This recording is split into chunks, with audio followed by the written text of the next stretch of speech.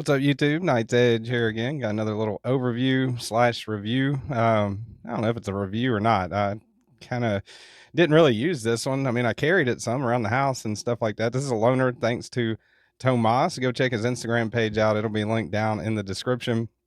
Tomas, and I'll put Demko Knives down there if you want to go check them out. These aren't available right now, but this is a pretty incredible knife. Tomas has some content on his YouTube or on his Instagram of him really hard using this thing amongst many other really large knives, and he did not hesitate to use it, that's for sure. So go check him out. Again, he'll be linked down in the description. Give him a follow if you like some of the stuff he puts out there. Pretty brutal testing that he does on some of these, and he definitely carries. This is on the smaller end of what he carries every day. So awesome dude, and really thank you, Tomas, for lending me this. So this one, what do we have here today? This is the Demko Knives AD20 XXX, the AD20 XXX. Go ahead and whip that bad boy out there. Look at that. That is a humongous knife, and you'll really see how big it is here in a minute whenever I compare it to some of its that's the blade stock, some of its little puny brothers, if you will. But yeah, this is a big one. This one came out a couple of months ago, if I remember right, maybe a month or two ago, something like that. Demko released a small number of them. Don't remember how small that number was, but they sold out pretty quick. These are pretty pricey, but you get quite a good bit of knife for the price. I would say a good amount of knife for the price. So let's go ahead and go over specs, all that good stuff. Again, don't know if you want to call this a review, an overview, a preview. I guess it's a preview, right? If you've never, maybe you ordered it or you bought it on the secondary and it's on the way and you're getting a preview. So, I mean, whatever kind of view you want to call this video, that's what it is. I'm going to call it an overview slash review. All right. So from the tip of the blade to the end of the handle, you're looking at 9 5/8 overall. And from the tip of the blade, if I can get the tape measure to stay out here, from the tip of the blade to where the blade meets up with the handle scales, you're looking at 4 1/4. If you go all the way back to the scale right there. And if you just measure the cutting edge, you are looking at, that's 3 inches right there, or 4 inches, sorry. Yeah, that's a 4-inch, just maybe a hair under 4-inch cutting edge on this thing. So definitely what I would call an extra large knife, fits into the overbuilt knives category. Eventually that one will be linked at the end of this video. That's what I'm going to do. I think maybe tomorrow or the next day or something is, if you're watching this too much in the future, hopefully I'll have that link towards the end. But I just did an overbuilt knives video where this one was featured, and I still have to do a full-on review of a couple of the other knives that Tomas sent along. So really cool to be able to experience this one. So that's the overalls on it. We'll go ahead and do, let's see, we'll do a size comparison. This is my favorite part of most reviews or videos, the size comparison. So that's the Dixon, right? Full size, not mini. And this one is, that's the Mac 2, PM Mac 2, 3.5 inch McNeese. So it's definitely larger than both of those for sure. Put those back over here on the side. Let's get out two common size comparisons I use for most knives. That is the Spyderco PM2. That's the Tonto version of the PM2. Maybe scoot this down a little bit because the camera angle is a little off here. And the Spyderco Para 3. So yeah, way larger than both, I would say, comfortably. Way larger than both. Way larger than the Para 3. All right, so let's get to some brothers here in the same, well, one brother and one kind of distant cousin. That is the AD20. That's the AD20S. That's the slicer variant, but it's still the USA made full size AD20, or I thought it was full size anyway till I handled that one. And this is the Flytanium Arcade. I say that's a distant cousin. Made in Taiwan by Flytanium. Demko let them use the shark lock on it. Do not have the AD20.5 slicer anymore. I traded that away a while back, but that one does have the shark lock, so a little comparable, right? There's a similarity being the locking mechanism, I guess. Other than that, not too many similarities between those. That's, I think, it for size comparisons. There you go. That's a Zippo right there. Some people have told me before I should use common objects. Let's see what we got over here. Oh, look at that. That's a Sharpie. It's a big ass knife. So I think you probably get that by now if you've been watching for a minute or so. It's a big knife, XXX, big knife. All right, so let's do my calipers out here that I did find. Look at that. Last couple videos I didn't have the calipers, but I do have them now, and that is 1/4 inch. I'm calling it. Yeah, 249.5 thousandths.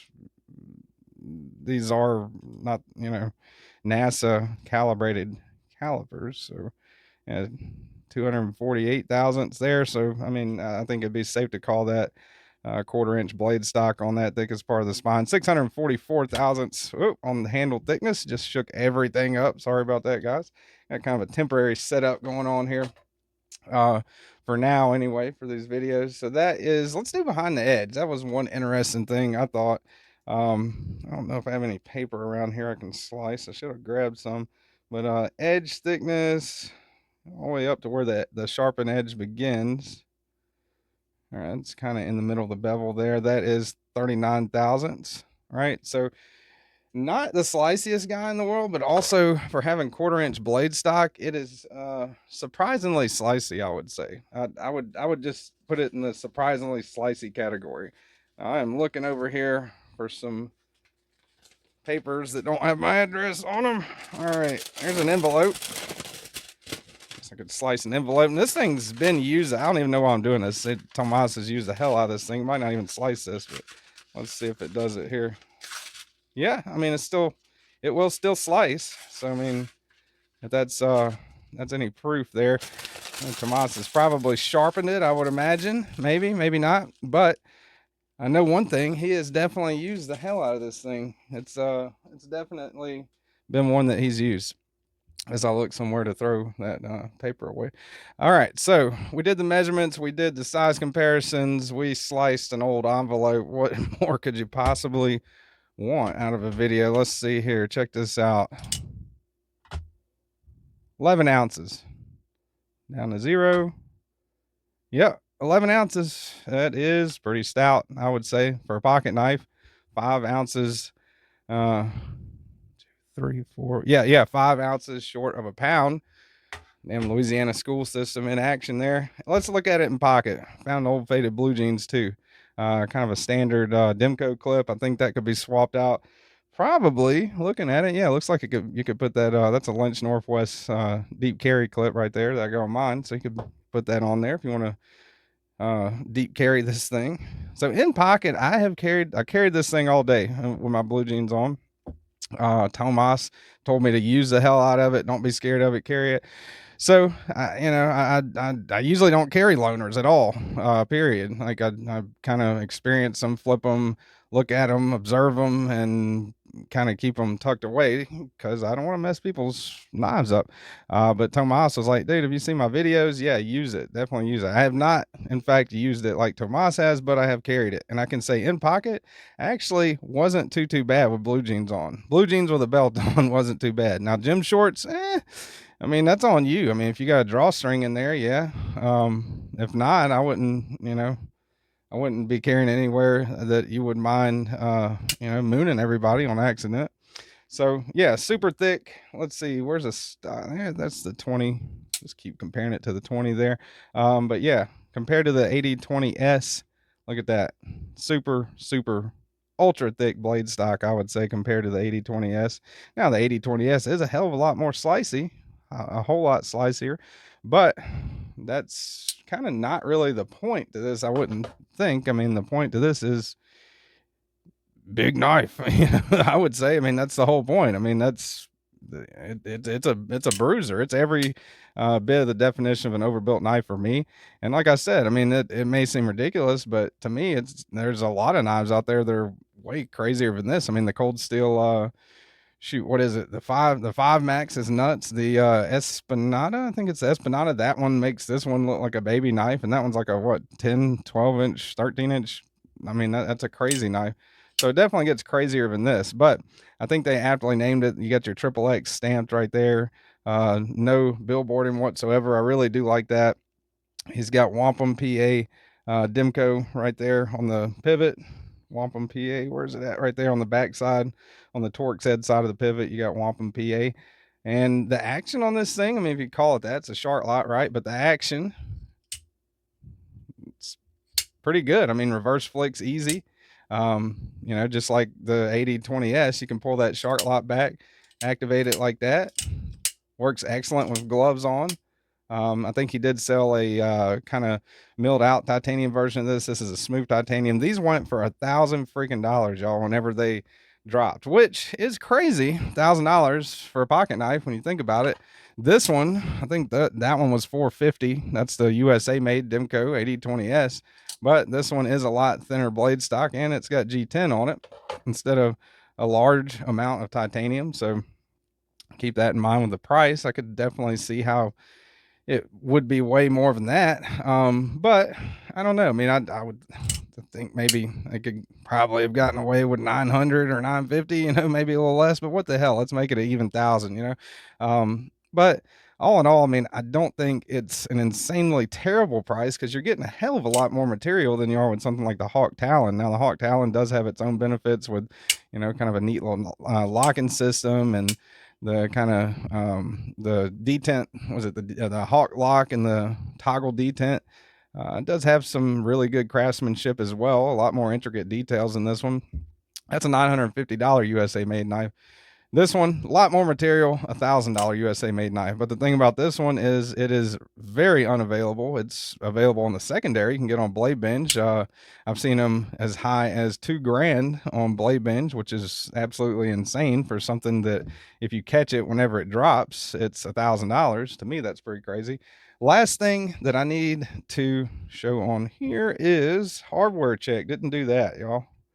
Sorry, I'm kind of out of practice, but yeah, T8 all across the board on here. That's a T8 on that big, on that massive pivot, T8 on the pocket clip, T8 on the body screws, and you can remove that if you need to sharpen it, which I'm sure you will. 3V is, this is CPM 3V2, by the way. I don't know if you got the XXX kind of hidden under there, and I like how they do this with, if I can find it, yeah, right there, CPM 3V. They did the same thing on this one.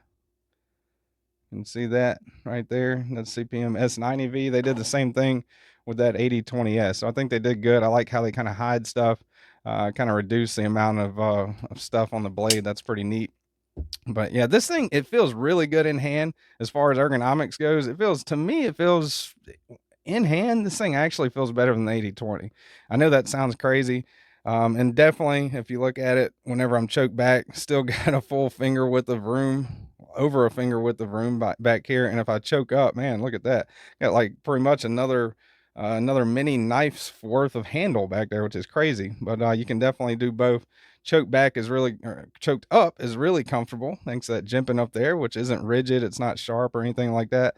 Choked back is supremely comfortable. I think that is really, really comfortable. It's like gripping, it's like choking back on like a shaman or something with a crazy thick blade stock, right?